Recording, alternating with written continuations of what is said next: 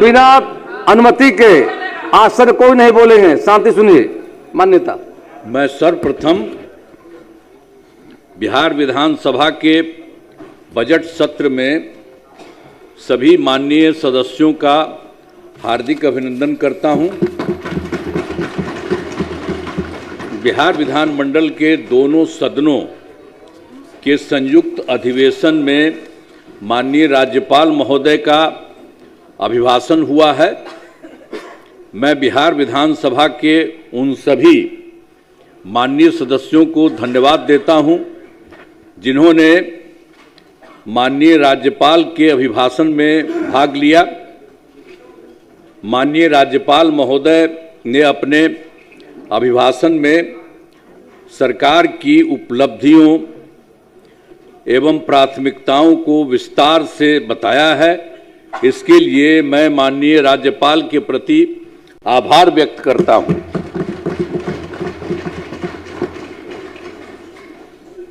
आप सब जानते हैं कि 24 नवंबर 2005 को पहली बार एनडीए की सरकार बनी थी।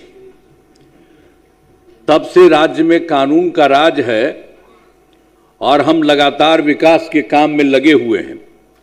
याद है ना पहले क्या स्थिति थी? पहले बहुत बुरा हाल था। लोग शाम के बाद घर से बाहर नहीं निकलते थे। अरे सुनिए ना पहले। अरे हम लोग के पहले जो आप लोगों का राज था क्या था? बीच में मत बोलिए। कोई काम था? बिना अनुमति लोग शाम के बाद घर से बाहर नहीं निकलते थे। शाम के बाद कोई बाहर जाता था जी? सम्मा में घर में मैं बैठा रहता था। यही ना आप लोगों का हिसाब था। आज समाज में कितना विवाद होता था, कितना हिंदू मुस्लिम झगड़ा होता था। पढ़ाई का क्या हाल था? बहुत कम बच्चे पढ़ते थे, बहुत कम पढ़ाई होती थी। पहले इलाज का पूरा इंतजाम नहीं था, सड़कें बहुत कम थी और जो थी उनका बुरा हाल था। अब बिजली बहुत कम जगह थी। शुरू से ही बिहार के विकास का काम हो रहा। अब किसी प्रकार के डर एवं भय का वातावरण नहीं है। राज्य में प्रेम भाईचारा एवं शांति का माहौल है। पहले कितना हिंदू मुस्लिम झगड़ा होता था। इसलिए वर्ष 2006 से ही कब्रिस्तानों की घेराबंदी शुरू की गई। बड़े पैमाने पर कब्रिस्तानों की घेराबंदी की जा चुकी है। अब कोई झगड़ा झंझट नहीं होता है। और उसके बाद भी वर्ष 2016 में 16 से 60 वर्ष से पुराने हिंदू मंदिरों की घेराबंदी की गई, जिससे चोरी आदि की घटनाएं नहीं होती। ये सब जो गड़बड़ था वो सब हम लोगों की सरकार में शुरू में ही किया गया। 2006 में ही। हर बात में बोलने की जरूरत नहीं है। जब इन लोगों की तरफ से कुछ था नहीं तब 2006 से शुरू किया। अब बाद में फिर हम लोगों ने देखा कि उसको भी इधर उधर जाके कुछ थोड़ा बहुत शाम में करता था, तो हम लोगों ने 16 में भी ये सब काम किया। अब उसके बाद सर्वप्रथम शिक्षा के क्षेत्र में विशेष ध्यान दिया गया। हम लोगों ने बड़ी संख्या में नए स्कूल खोले और नियोजित शिक्षकों की बहाली की। लड़के लड़कियों के लिए पोशाक एवं साइकिल योजना चलाई। और वर्ष 2023 से बिहार लोक सेवा आयोग द्वारा 2,58,000 सरकारी शिक्षकों की बहाली की गई। और वर्ष 2006 में उन लोगों को कर दिया था, पूछ रहे थे कि आप ही लोग कर लीजिए। तो 2006 से 3,68,000 नियोजित शिक्षक बने थे। और जब बाद में 2003 में इतना कर रहे थे, इसमें से भी कुछ लोग शामिल हुआ था। उसमें से बिहार लोक सेवा आयोग द्वारा 28,976 सरकारी शिक्षक बन गए। फिर सरकार ने तय किया कि नियोजित शिक्षकों को बीपीएससी की परीक्षा देने की जरूरत नहीं है, उन्हें मामूली परीक्षा लेकर सरकारी शिक्षक बनाया जाए। इसके लिए उन्हें 5 मौके तय किए। अब तक 4 परीक्षाओं का आयोजन हो चुका है। इसमें अब बाद में तो हम लोगों ने कर दिया कि जो बाकी था शुरू में कर दिए थे हम लोग, इसमें जो कुछ भी बिहार लोक सेवा आयोग द्वारा किए थे, तो उसके चलते फिर बाद में कोई काम का मन कह दिया कि ये नहीं करेगा, उसके लिए अन्य प्रकार से हम लोगों ने करवा दिया। तो उसके लिए फिर सरकार ने तय किया नियोजित शिक्षकों को बीपीएससी की परीक्षा देने की जरूरत नहीं है, उन्हें मामूली परीक्षा लेकर सरकारी शिक्षक बनाया जाए। इसके लिए उन्हें 5 मौके तय किए, 5 मौका हम लोगों ने तय किया और उसमें से 4 परीक्षाओं का आयोजन हो चुका है, जिसमें 2,66,000 नियोजित शिक्षक पास हो गए हैं। अब केवल 73,000 अब शेष बच गए हैं, तो उन्हें एक मौका और दिया जा रहा है। उसके लिए सब काम करने जितना भी संभव होंगे वो होगा। अब कुल मिलाकर सरकारी शिक्षकों की संख्या 5,24,000 हो गई है। और स्वास्थ्य सेवाओं में सुधार किया गया। पहले स्वास्थ्य व्यवस्था बहुत खराब थी। प्राथमिक स्वास्थ्य केंद्रों में इलाज के लिए प्रति माह मात्र 39 मरीज ही आते थे, यानी प्रतिदिन 1 या 2 मरीज आते थे। तो वर्ष 2006 से अस्पतालों में, ये पहले वाली बात है जो हम लोगों की सरकार बनी थी, उसके पहले वाली जो स्थिति थी उसके बारे में कह रहे हैं कि पहले स्वास्थ्य व्यवस्था बहुत खराब थी। प्राथमिक स्वास्थ्य केंद्र में इलाज के लिए प्रति माह मात्र 39 मरीज ही होते थे, वहां प्रतिदिन 1 या 2 आता था। तो ये सब देख करके बड़ा खराब लगता था। वही हम लोगों ने 2006 से अस्पतालों में मुफ्त दवा और इलाज की पूरी व्यवस्था की गई। अब प्राथमिक स्वास्थ्य केंद्र में हर महीने औसतन 11,600 मरीज आते। पहले मात्र 6 मेडिकल कॉलेज थे।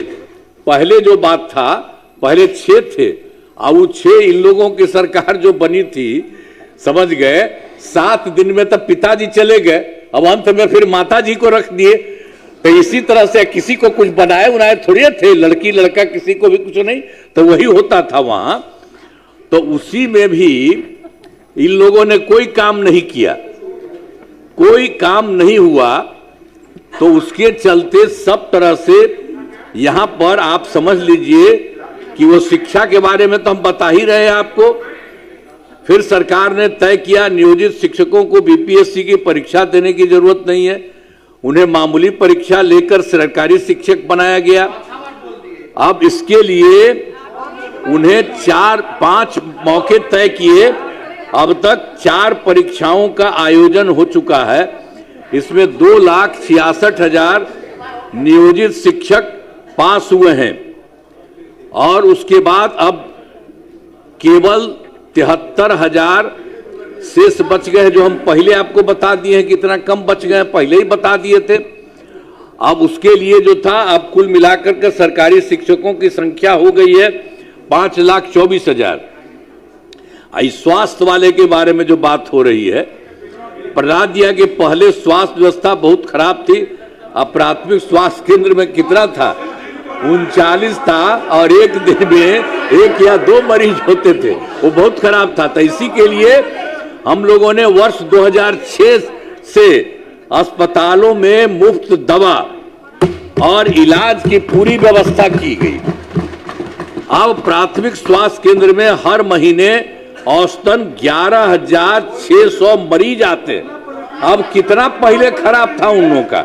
अब उसके चलते तुरंत 2006 के बाद हम लोगों ने किया, तो उसके लिए 11,600 मरीज अब सब जगह इलाज के लिए जाते रहे। पहले मात्र, अब पहले क्या स्थिति थी, हम पहले अभी बुलवे किए थे, मात्र 6 मेडिकल कॉलेज थे। आज जिसकी संख्या, अब उसके बाद थोड़ा हम बढ़ाए हैं तो 12 तो हो गया, लेकिन उसके अलावे बाकी और भी 27 कर रहे हैं। 27 जिलों में नए मेडिकल कॉलेज बनाए जा रहे हैं, जिनमें बहुत ही शीघ्र पूरा किया जाएगा। ये बहुत तेजी से हो रहा है, बहुत जल्दी वो भी हो जाएगा। अब मेडिकल कॉलेज एवं अस्पताल को 5,000 ये तो पहले वाले जो थे 6 ही थे, तो हम उनके लिए तो हम लोगों ने ज्यादा बढ़िया किया। अब बराबर हम जाते हैं, खूब बढ़ा किया। कल भी हम नहीं गए हैं, जो थोड़ा सा है हम कहते इसको जल्दी करिए, इतने जा करके सब अधिकारियों को ले जाते हैं, और हम लोगों ने तय कर दिया बहुत ज्यादा बना है। आप समझ लीजिए, पटना मेडिकल कॉलेज अस्पताल को हम बना देंगे पूरा। अभी और बन रहा है, थोड़ा बना है, बढ़ा है, लेकिन और सब बन रहा है। उसको हम जा करके देखते हैं कि उसको जल्दी इतना आगे और बनाइए। 5400 बेड तथा बाकी जितने हैं 5 पुराने मेडिकल कॉलेज को हम लोगों ने 2500 बेड का किया जा रहा है। वो भी हो रहा है, सबके लिए हम करवा रहे हैं, तेजी से करिए, अब वो हो जाएगा। और उसके बाद तो आप जानिए IGIMS Indira Gandhi institute of medical science में पटना में था, उसके लिए भी हम सब जगह जा करके देख करके उसका कितना ज्यादा हम बढ़वाए, बहुत बढ़वाए हैं, और वो चल रहा है। उसके लिए भी हम लोगों ने कह दिया कि 3000 बेड का बनाया जा रहा, तो कुछ तो बनाएगा और भी बन जाएगा, सब कुछ हो रहा। तो राज्य में सड़कों पुल पुलियों का निर्माण कराया गया। वर्ष 2008 से कृषि रोड मैप बनाकर, अब उसके लिए हम लोगों ने 2008 से आपस में कृषि रोड मैप बनाकर काम किया जा रहा, और इसमें कृषि के क्षेत्र में बहुत अच्छी प्रगति हुई है। और वर्ष 2008 से 12 तक पहला, और 2012 से 17 तक दूसरा, 2017 से 23 तक तीसरा, और फिर चौथा कृषि रोड मैप वर्ष 2024 से 2029 के तहत योजनाओं पर तेजी से काम हो रहा है। तो इसलिए कुछ कुछ चीजों के बारे में बता रहे हैं कि जितना काम हो रहा है सरकार की तरफ से। देखिए, वर्ष 2015 में 7 निश्चय के तहत हर घर नल का जल, हर घर शौचालय तथा टोलों को पक्की सड़कों से जोड़ने का काम किया। अरे भाई, ये लोग को ले लिए थे तो हम ही जो तैयार किए हुए थे, ये लोग आए थे शुरू होने के लिए, हमने बता दिया कि यही काम है, आया इसी को फिर बना दिए थे।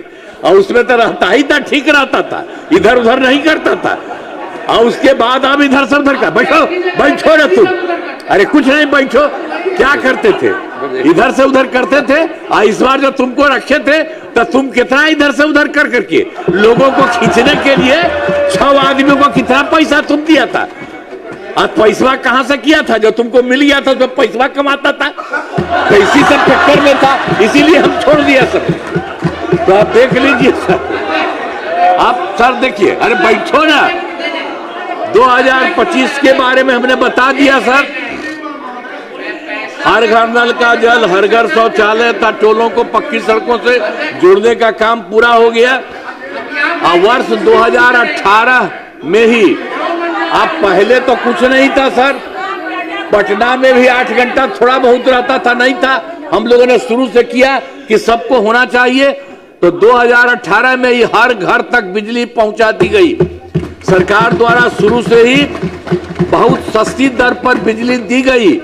अब उसके बाद तो शुरू में तो हम लोगों को बहुत पैसा लगा था, फिर बाद में हमने तय कर दिया कि नहीं, इसको मुफ्त में देना है। सरकार की तरफ से सभी इच्छुक लोगों के घरों पर ये जो है बिजली अब लगभग सभी घरेलू उपभोक्ताओं को बिजली मुफ्त दी जा रही है, मुफ्त में अब सबको दिया जा रहा है।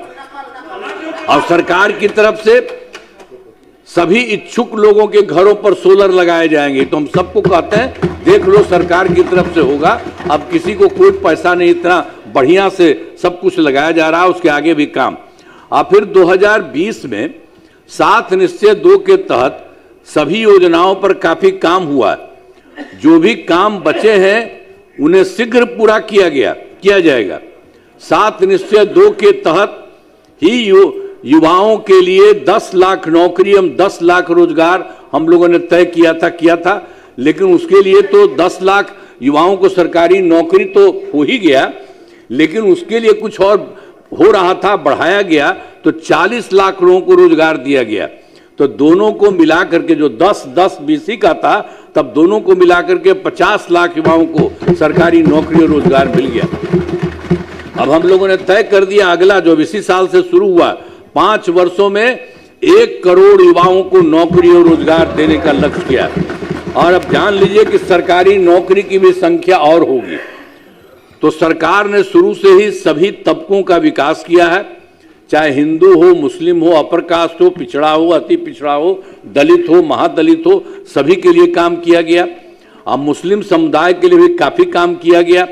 मदरसों को सरकारी मान्यता दी गई एवं उनके शिक्षकों को अन्य सरकारी शिक्षकों के बराबर वेतन दिया गया। अब पहले वाले देते थे जी, पहले वाले नहीं कुछ देते थे, अब उनके लिए भी हम लोगों ने नहीं किया, एक एक काम किया है।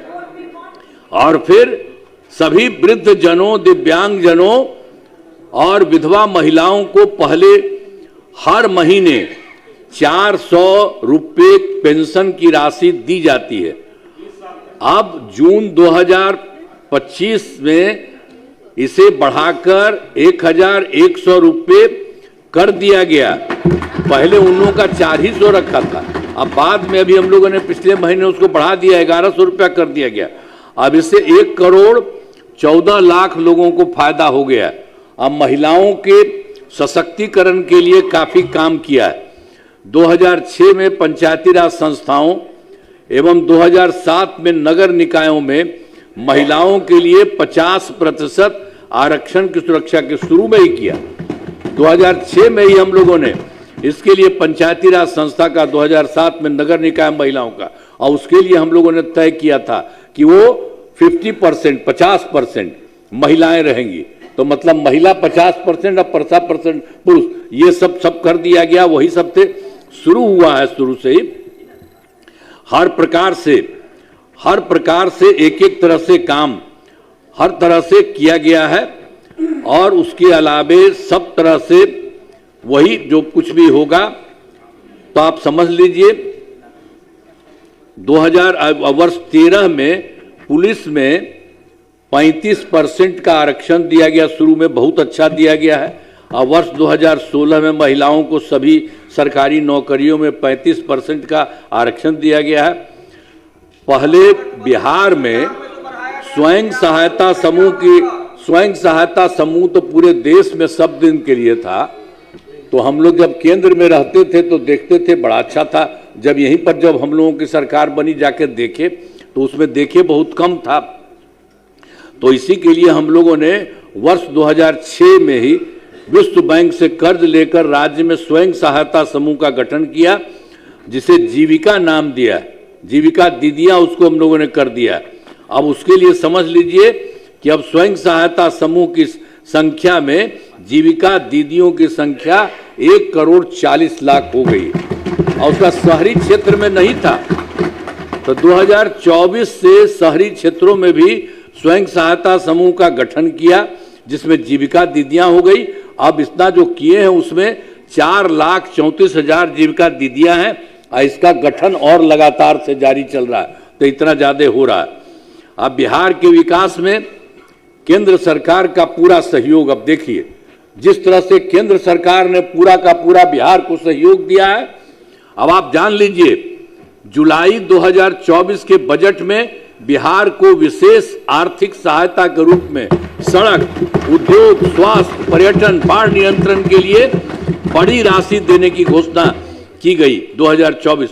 अब फरवरी 2025 के बजट में बिहार में मखाना बोर्ड, एयरपोर्ट की स्थापना, पश्चिमी कोसी नहर के लिए वित्तीय सहायता आदि की घोषणा की गई है। और वर्ष 2018 से देश के कुछ राज्यों में खेलो इंडिया यूथ गेम्स का आयोजन हुआ था, और पिछले वर्ष खेलो इंडिया यूथ गेम्स का आयोजन बिहार में किया गया, जो गौरव की बात है। तो इन सब के लिए आदरणीय प्रधानमंत्री श्री नरेंद्र मोदी जी का मैं नमन करता हूं। और वो लगातार, आदरणीय प्रधानमंत्री जी भी कई बार बिहार आए हैं, तथा उनके द्वारा विकास कार्यों का शिलान्यास और शुभारंभ किया गया है। इन सभी योजनाओं पर अब तेजी से काम हो रहा है। तो उस तरह से बिहार में जितना काम, अब केंद्र सरकार कितना ज्यादा काम इन दिनों चारों तरफ कर रहे हैं, अब उसके कितना ज्यादा बढ़ाई हो रहा है। तो अगले 5 वर्षों 2025 से 30 में विकास की गति को और तेज करने के लिए 7 निश्चय 3 जो हम लोगों ने कहा इस बार के लिए का गठन किया है, जिसमें कई काम किए जाएंगे। अब ये जान लीजिए 7 राउंड हम लोगों ने कराया है। तो पहला है दोगुना रोजगार दोगुनी आय। राज्य की प्रति व्यक्ति औसत आय को दोगुना करने का लक्ष्य रखा गया है। कुछ पहले से भी काम हुआ है तथा इसके लिए मुख्यमंत्री महिला रोजगार योजना के तहत हर परिवार की एक महिला को 10,000 रुपये दिए गए हैं।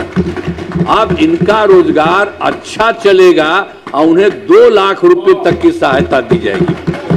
अब अगले 5 वर्षों में युवाओं को 1 करोड़ नौकरी एवं रोजगार उपलब्ध कराए जाएंगे। नए युवा रोजगार एवं कौशल विकास विभाग का गठन किया गया है। और दूसरा है समृद्ध उद्योग और सशक्त बिहार। अगले 5 वर्षों में उद्योग लगाने पर पूरा जोर दिया जाएगा। सभी जिलों में औद्योगिक क्षेत्र की स्थापना की जाएगी। नए बड़े उद्योगों के लिए मुफ्त भूमि एवं अनुदान दिया जा रहा है। अब पुरानी बंद चीनी मिलों को चालू किया जाएगा। और तीसरा है कृषि में प्रगति, प्रदेश की समृद्धि। कृषि विकास का काम और आगे बढ़ाया जाएगा। एक नए बिहार राज्य विपणन प्राधिकार की स्थापना की गई है। अब पखाना, डेयरी एवं मछली पालन के क्षेत्र में विशेष जोर दिया जाएगा।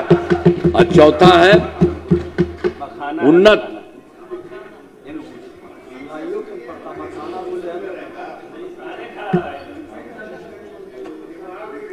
उन्नत शिक्षा, उज्जवल भविष्य। राज्य में शिक्षा को बढ़ावा देने के लिए प्रत्येक प्रखंड में आदर्श विद्यालय एवं डिग्री कॉलेज खोला जाएगा। एक नए एजुकेशन सिटी का निर्माण कराया गया है। अब 5वां है सुलभ स्वास्थ्य सुरक्षित जीवन। अरे पहले सुनो ना, अरे तुम बच्चा है, अरे तुम्हारा बाप मेरे समय का ना है, तुम्हारा भी बेटा। बैठो बैठो। अरे उसका सदिया भी बाप में हुआ था, तब तुमको हुआ, तुमको तो करवे ना किए, हम पालते ना। चलो बैठो, हल्ला मत करो। तो फिर 5वां है सुलभ स्वास्थ्य सुरक्षित जीवन। स्वास्थ्य सेवाओं को और बेहतर करने के लिए जिला एवं प्रखंड के अस्पतालों को विशिष्ट चिकित्सा केंद्र बनाया जाएगा। राज्य में प्रतिष्ठित निजी अस्पतालों की स्थापना के लिए प्रोत्साहन दिया जाएगा। और फिर सरकारी चिकित्सकों की निजी प्रैक्टिस पर रोक लगाने की नीति लाई जाएगी। और फिर छठा है मजबूत आधार आधुनिक विस्तार। आधारभूत संरचनाओं को बेहतर किया जाएगा, जिसमें शहरों का विकास और नए शहरी क्षेत्रों की स्थापना की जाएगी। 5 नए एक्सप्रेस वे सड़कों का निर्माण तथा ग्रामीण सड़कों का 2 लेन चौड़ीकरण किया जाएगा। सभी इच्छुक लोगों के घर की छतों पर सोलर पैनल लगाए जाएंगे। अब बिहार में पर्यटन एवं इको टूरिज्म के विकास पर विशेष जोर दिया जाएगा। अब फिर 5वां पटना में स्पोर्ट्स सिटी का विकास तथा खिलाड़ियों को सरकारी नौकरी दिया जाएगा। और फिर 7वां सबका सम्मान, आजीवन आसान, ईज ऑफ लिविंग। आधुनिक तकनीक तथा अच्छे प्रशासन के माध्यम से राज्य के सभी नागरिकों के जीवन को आसान बनाया जाएगा। यानी इस बार के बारे में जो कुछ भी तय कर दिया गया 25-30 के लिए 5 वर्षों में सब काम करने के लिए, उसका इस तरह से जो करते हुए सबको कितना फायदा होगा। अब हमारा राज्य लगातार विकास कर रहा है। अब इन दिनों काम को और आगे बढ़ाया गया है।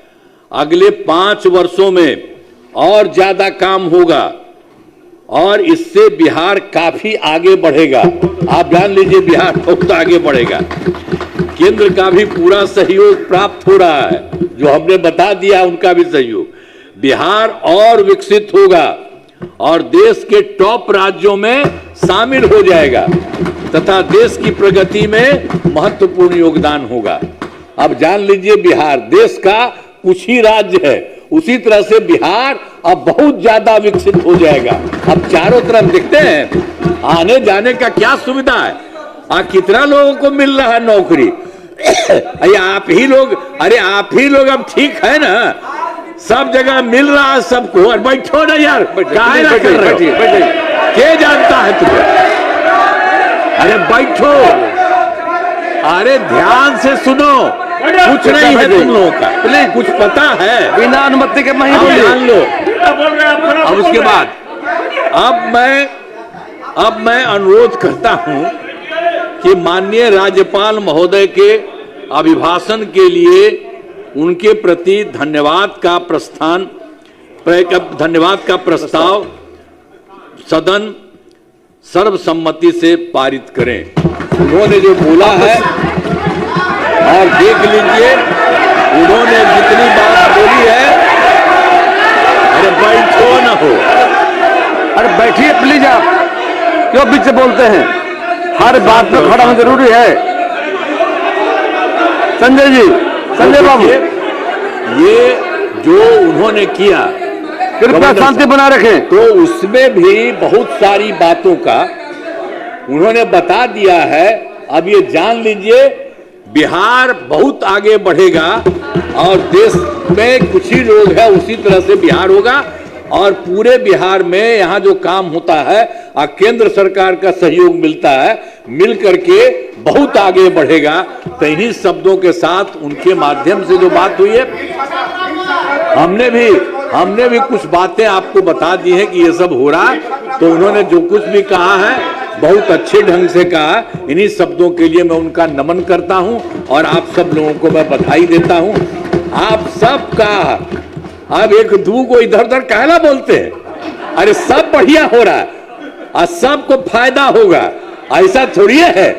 हम लोग पूरे बिहार का सबका फायदा करते हैं। तो आप लोगों का भी घरवा है तो हम लोगों की तरफ से फायदा नहीं होगा, सबको फायदा होगा। इसलिए चुपचाप रहा, अब इधर उधर मत जाओ, शांत रहो। इन्हीं शब्दों के साथ मैं अपनी बात समाप्त कर रहा हूं। अब सरकार का उत्तर समाप्त हुआ। माननीय सदस्यगण, माननीय राज्यपाल के शांति बना रखें। वीरेंद्र जी प्लीज बैठिए। माननीय सदस्यगण, माननीय राज्यपाल के अभिभाषण पर श्री संजय श्राव की